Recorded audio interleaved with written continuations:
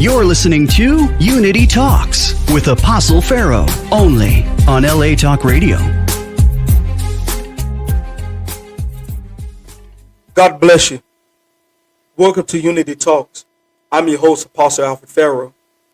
And on this show, we're going to deal with kids are cursed, which is dealing with generational curses. I have a book out called The Struggles of Life. And in this book, my first chapter, it talks about when I was born and how I was told all manner of things about what my mama did and my dad did. So I went on in the chapter, and in this chapter, I went on and talked about how if a child, and I need you to hear this, if the church says that a child has generational curses, and a psychologist says that the church, that the child is going to be messed up because of what the parents did or the heritage, what was in the lineage of their family, then I'm automatically doomed as a person. I'm automatically doomed. And why am I saying I'm doomed? I'm doomed because I find myself torn and not understanding that I can make an excuse for someone to stay in their problems or stay in their mess. So if there's a such thing as generational curses, that means it is a possibility that when a child is born and a baby dies, now I'm posing a question. When a child dies or when a baby dies, straight out the womb, that baby goes to hell. Now I posed this question to someone else when they read my book, and they said generational curses are real. It is real. And so if generational curses are real, then a baby dies when it comes out of the womb, a stillborn, or it dies at an early age. And that child goes to hell because of the sins of the father, the sins of the mother, the sins within their family lineage.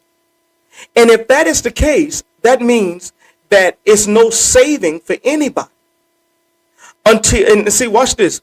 So the word generational curse means relating to a particular generation or to the relationship between a particular generation. So which means it's coming through a bloodline. Your bloodline is the cause of you failing. It's the cause of you messing up. Or it's the cause of you of why you're doing what you're doing. And if that is the case, then why do we judge the people or judge someone that is actually in a place that they're doing what they was born to do?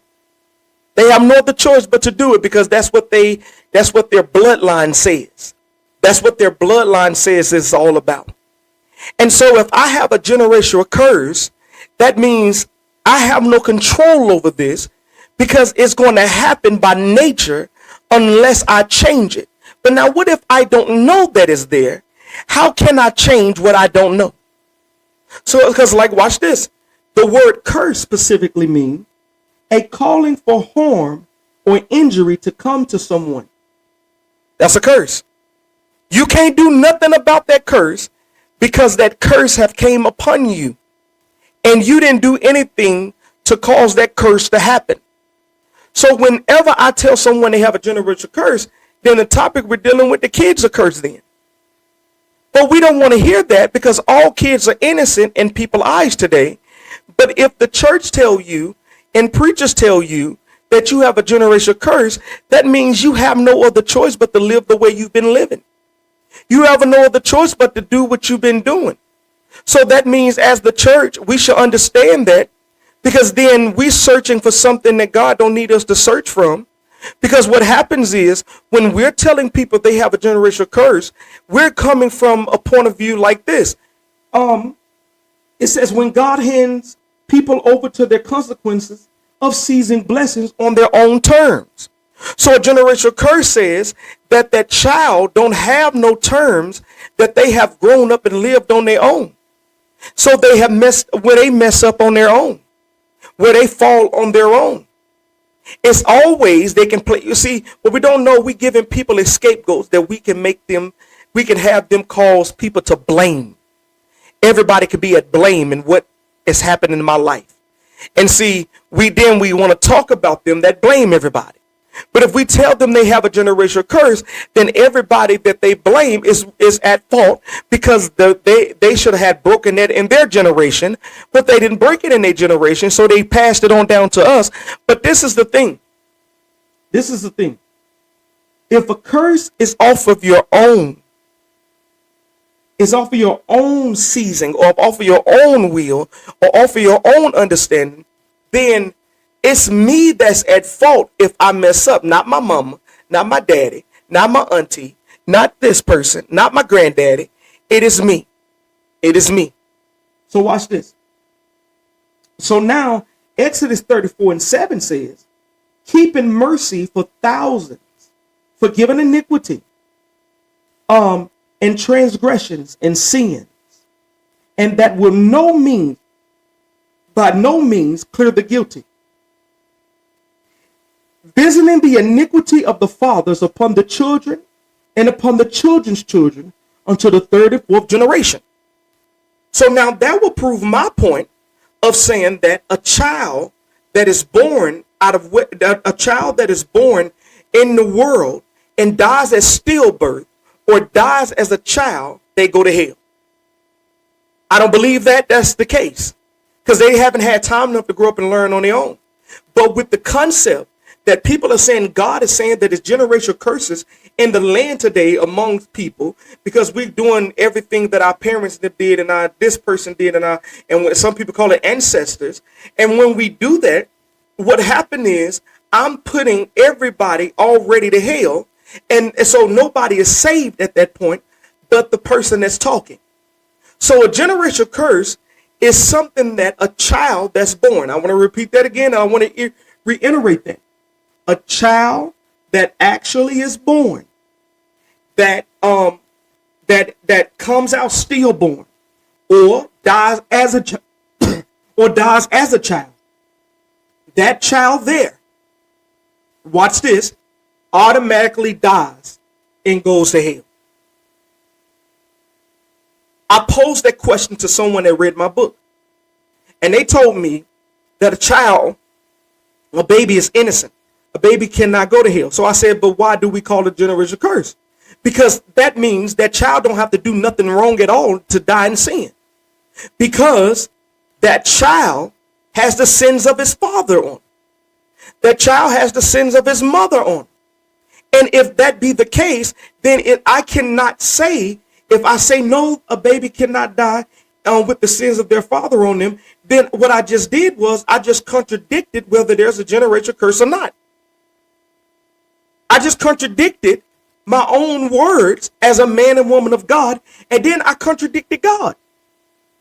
Because I said, God told you that there's a generational curse, and you got to break the lineage of your family, and you got to break the lineage of this.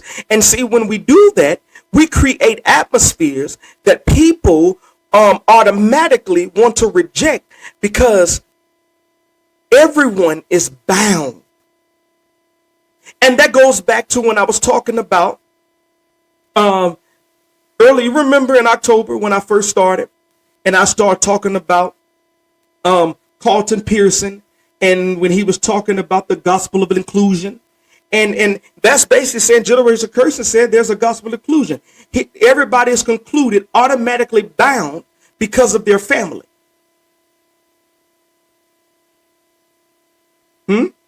That means I don't have to see what they do. I automatically got their mess ups. But watch Ezekiel 14:20. It says, the soul that sinneth, it shall die. The son shall not bear the iniquity of the father, neither shall the father bear the iniquity of the son. The righteousness of the righteous shall be upon him, and the wickedness of the wicked shall be upon him. But if the wicked would turn from all his sins that he hath committed, and keep all my statutes, and do that which is lawful and right, he shall surely live, and he shall not die. Where right here we see God is not telling you that he's going to visit the sins of the father upon the third and fourth generation. Now he says, if the son look upon the father and see all his wrong and don't do what he does, then he is not wicked just like his father. So the psychologist is wrong when it tells you that you just like your father. Or the mother is wrong when they say you just like your father. Or you're just like this. You have an attributes like them. When you actually look at it, you're creating monsters, because we got to have somebody that we are talking to try to encourage them or try to save them or deliver them to make us feel good, but not actually create an environment where people can actually be set free. Saying that whatever your mother and father and them did, they don't have to be you, and that's not you. Now, some might say, but you're not saying, you're not making any sense, because then what happens if I get a sickness? What happens if I got it's a hereditary, if I got diabetes? Well, genetics speaks of that. Now, if you want to say generation curse according to the natural, then you got that. Because what happens is the study of hereditary variation of inherited characteristics, or the branch of biological concern with the study of inheritance. So that's what genetics is. So my genetic makeup, which is in my bloodline, which is a sickness or whatever might be in my body, because now my heart disease and that problem, what the doctor asked me, cannot be carried over by serving God and trying to scare people into deliverance. A generational curse doesn't mean I'm doing what my parents and them did. I'm not operating the way they operated. I'm not doing what my great and this person did. I'm living the life that God gave me, because he's looking at me and not what they did. And sometimes we got to understand, we don't have to always look so powerful and try to talk so powerful and try to sound so eloquent that we keep people bound in a system that only causes people to fail and make excuses. Because now it poses a question again. If it's a generational curse, then that means that the child that is born, a stillborn, or a child that is born dies at an early age, that means that baby, and I'm talking about a baby, that baby goes to hell because of the sins of the father. And if you as a preacher and as a leader says that that's not true, and you say in your head consciously that a child cannot die the death of their father because of their sin, then why are you preaching generational curses? Because a curse, that child have no time to see what the father does. That child has no time to see what his family have did and turn away from it. That child has an identity. Watch this. That child has an identity that's already dimmed them to an internal flame that they can't come out of.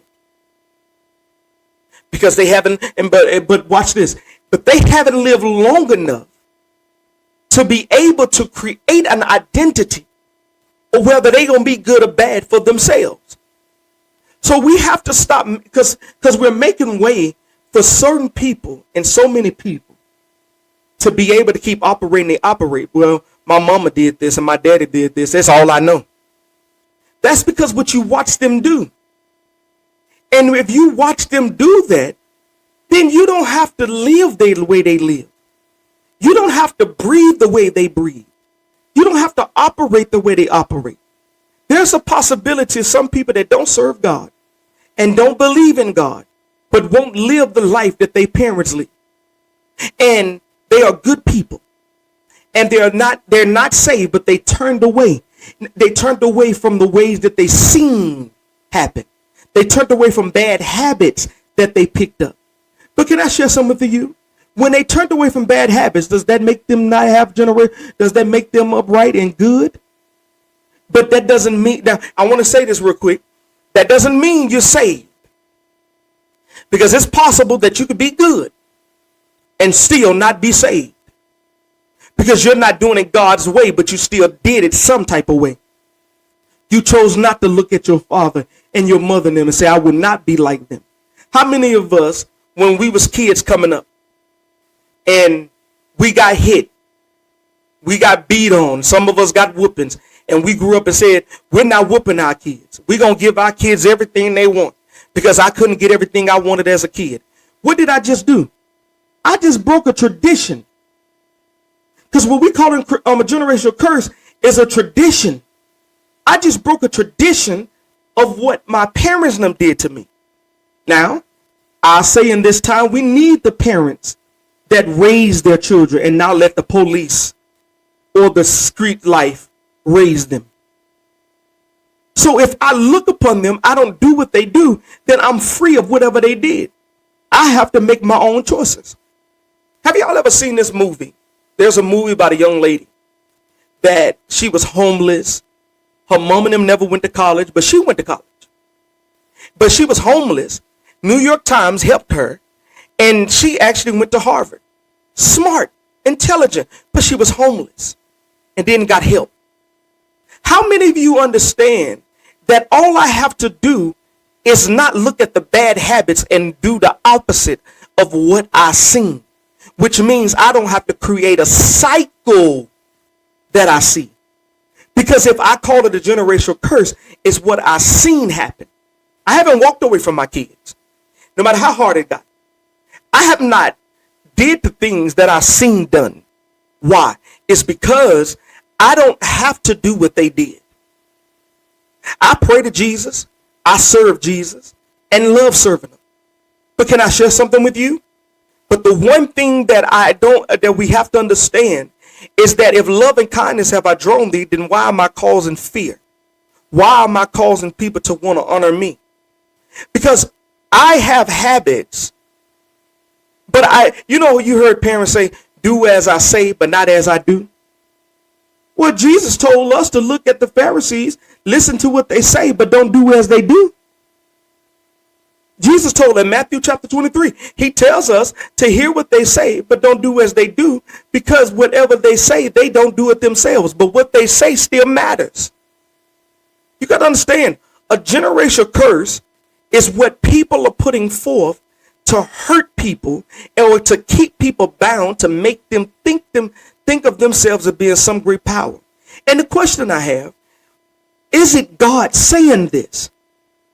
Because a lot of times what we talk about is not necessarily God spoken, but it's us manifesting what we think his understanding is. So I have to create an identity that I'm not trying to get even with people.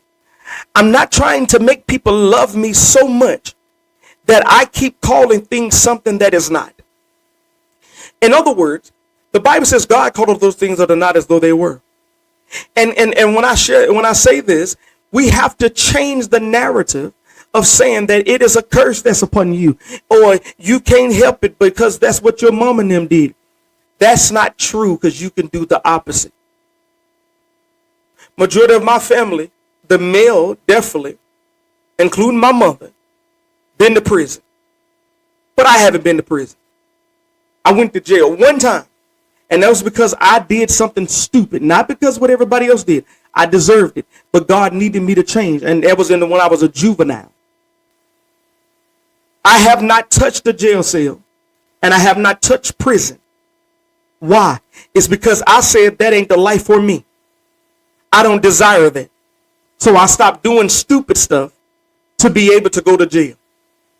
See, when you got hurt and pain, that's not a curse of what happened in your childhood. What that is that you need healing. And some of us don't understand the difference between healing and a curse. Because some people are doing the things they do in life, not because they want to, but because they feel like life haven't given them no other choice but that.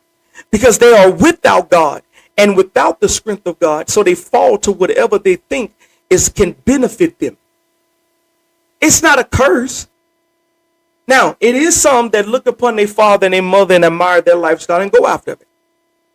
But some drug dealers and some people that kill people and some people that are doing all the wrong in this world are not necessarily bad people. They just doing bad things because life gave them no other choice. And some of them turn to the church, and some of them turn to other people that they thought would be a help to them. But then when they turn around, they end up being they've been a nuisance to them. Because when you look at the church, when you look at all that goes in behind closed doors, and I'm not talking about just at home, and I'm talking about in the house of prayer. You got people being touched on and molested and and misused, or you turn to the church for help and they don't help you, if you turn around and you try to tell them you need help with this, so you do whatever you can to make ends meet. And when you do that, you're doing that not because of what your mom and them did. You're doing this because you have hardship. And we got to change the narrative of deeming everybody unclean and unholy and unrighteous and deeming them to hell, because we don't understand what life really consists of, and what God's life consists of, and what a heavenly kingdom consists of. So if I take on the habits of my father, I'm creating a tradition. God broke the curse in the book of Ezekiel. So why are we going on in the New Testament in a new era with new blood and new bloodshed? Because in the book of Hebrews, it tells us that there cannot be no remissions of sin or new anything without the shedding of blood. And Jesus already shed his blood. So why are we still crying about generational curses? Because he hung on the cross and the curse was already taken up. Now we gotta stop the habit of the tradition of what we knew. And when we stop these things, because we first stop speaking curses over people. Every time we tell somebody that they have a generational curse, we speaking a curse. We speaking harm over them. We're speaking death over them. We're speaking hurt over them. We're speaking despair over them. Because look what a curse is. A calling for harm or injury to come to someone. That's what a curse is. To cause. It's to literally calling for harm or injury to come on someone. So when I say you have a generational curse, I'm telling you your life got to be crippled because of what your parents did. And until you break this. But what happened if somebody's parent died before they were able to understand the lifestyle they live and never seen it? And all you hearing what people told you. Is that a curse? Because sometimes what I go through is, and what I deal with is what someone else is speaking over my life. And that's why you got to be careful who speak in your life, because everybody's not speaking life. And anybody that's speaking generational curse is not speaking life. They're speaking death. What happened is when you are in pain, they call it a curse. It's not a curse. That's why the Bible says, come to me, all ye that is heavy laden and burdened, and I will give you rest. He didn't say, all ye that is heavy laden and cursed, I will give you rest. He said, every one of you. That's why he told us, if you can't forsake your mother, father, sister, brother, wife, children for heaven's sake, you are not fit for heaven. So if I got to forsake these things, then that means I have to create an atmosphere that I'm not putting people and keeping people in bondage.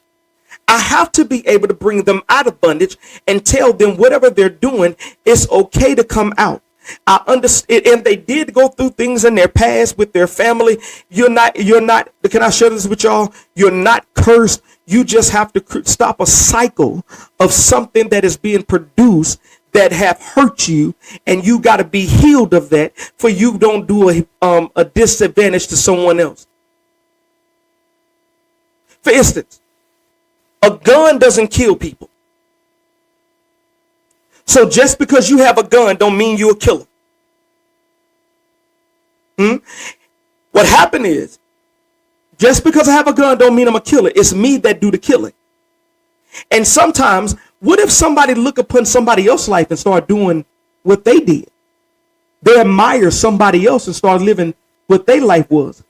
Is it a curse of the family, or is it a curse of somebody else? That just came to me. Y'all got to bear with that. What happens if somebody look upon somebody else that they admire and they mirror their life after that person? Is that a generational curse? Is that a problem? And we got to change this, because how are we really benefiting the world? And how am I benefiting the church? How am I causing something to grow if I am the cause of the curse?